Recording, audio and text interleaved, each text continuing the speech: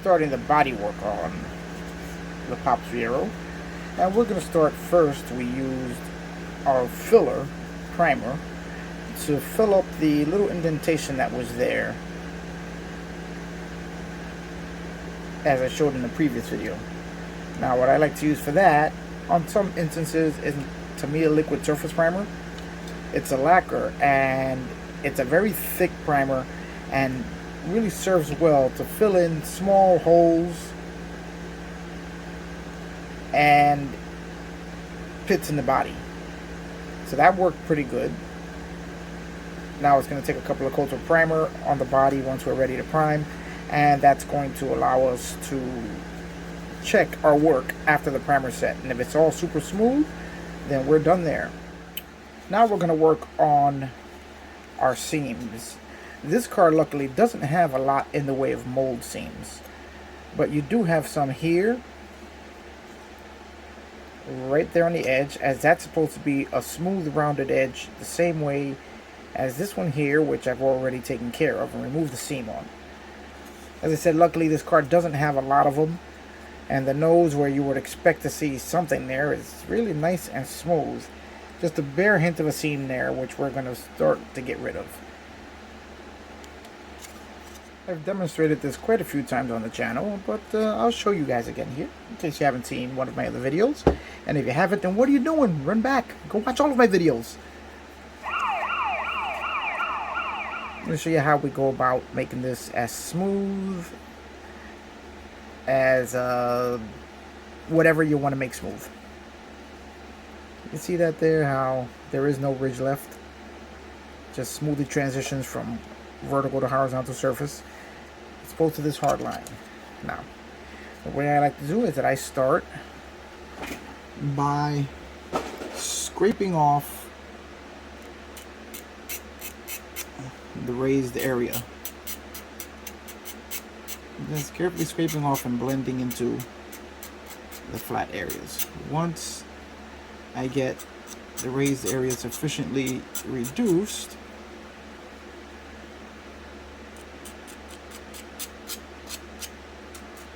you have to be very careful here that you don't remove any details you actually want to keep, and you just remove the areas you don't want.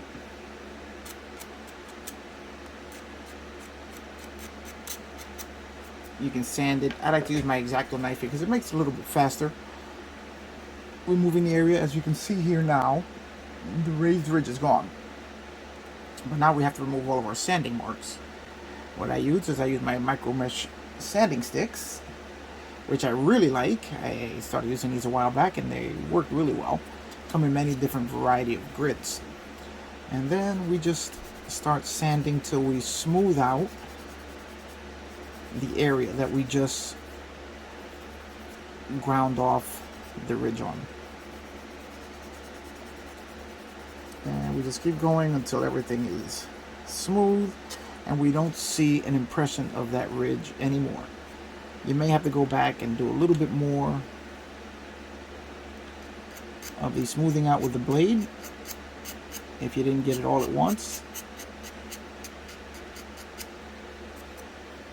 And then just go back in, sand again to smooth it out.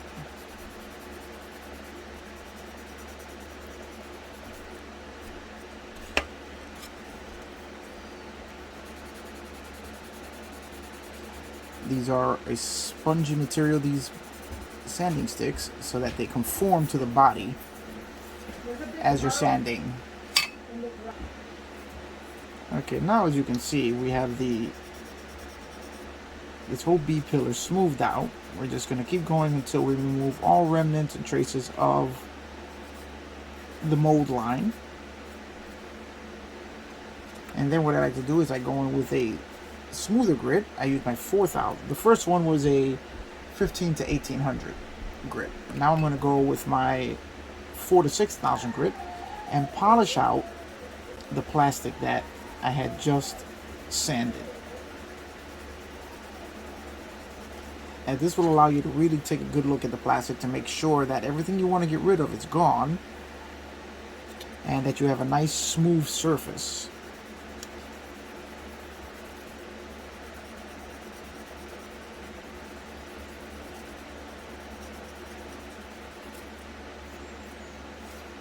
So as you can see, it's polishing out the plastic and bringing the shine, the natural shine of the plastic back.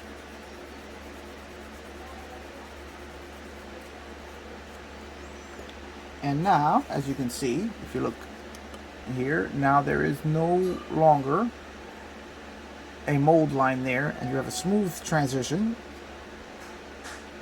from the horizontal to the vertical surface. Just like here.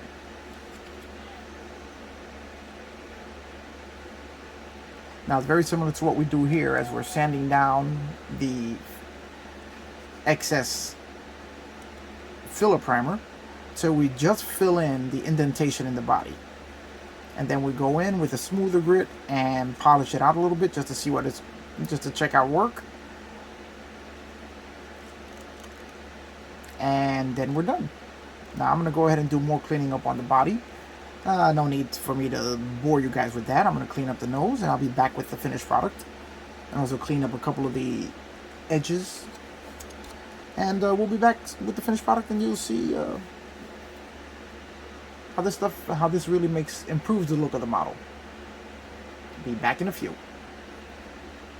Okay, and here we go with our finished product. As you can see, the nose is smooth and rounded the way the real car is, as all of our mold lines are gone now, even under the nose. Alright guys, we have the body cleaned up, and by cleaned up we have all the mold lines off of it. Roughed up the finish a little bit, getting it ready for primer. So I have a little bit more roughing up to do here on the sides. Deepened all of the panel lines with our engraving tool.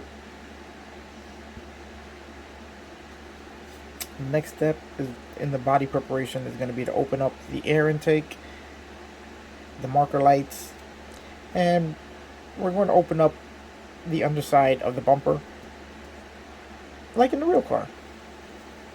That'll be our next step in the body modifications for the Pops Fiero. Okay, I've already started with cutting out the air intakes on the nose of the car. I just wanted to show you something to give you a little tip in case you guys want to do something like this. You can see the nose, the intake on this side of the car looks a lot smoother than the one on this side of the car. Now the reason for that is once you cut out all of the inside portion of the intake, what you can do in order to smooth out all the roughness of the edges, especially if it's in a tight little area like this that you can't get into, is I apply some Tamiya extra thin cement. As we all know, the Tamiya cement actually melts the plastic, and in doing so it smooths out all of those rough edges and gives you this nice smooth look on the inside, as opposed to the rough chopped up look here. I'm going to apply some to the other side now so you guys can see what I'm talking about. Alright, here we have now the Tamiya cement applied to the other side of the air intake, and now you can see how much smoother and cleaner everything looks, as the Tamiya is actually melting the plastic and helping to smooth out the rough edges. It's still going to require a little bit of work, but it just makes it much easier than to sit here sanding everything down.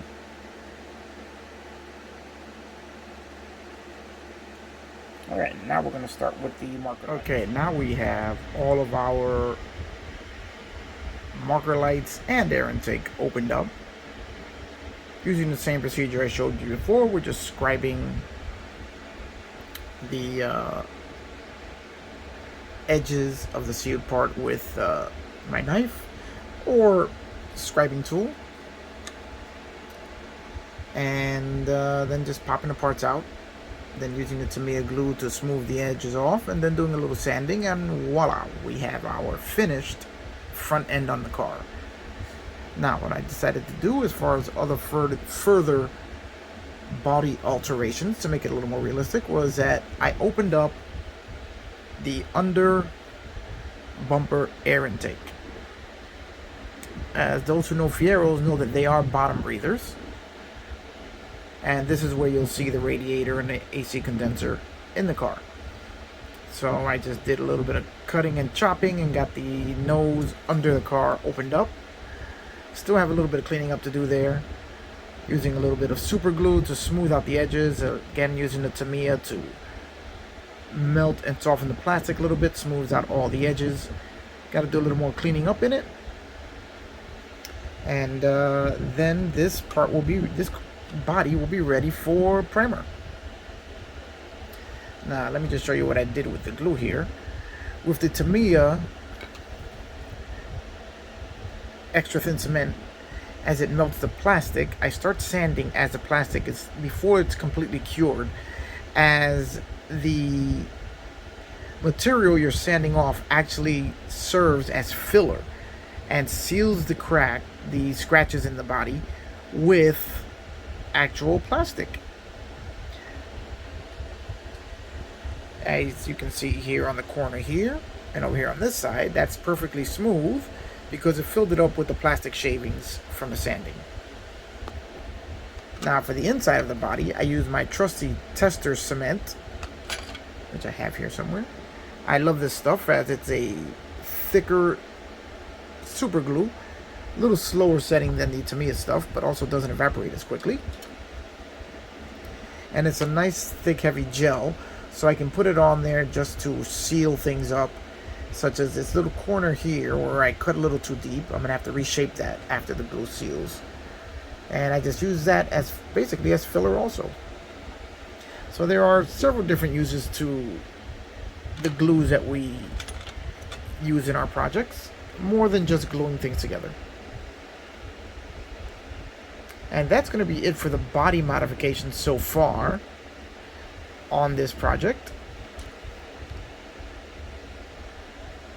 Just trying to make it as accurate as possible before we start doing all of the other customization to make this Greg Peters Pops Fiero.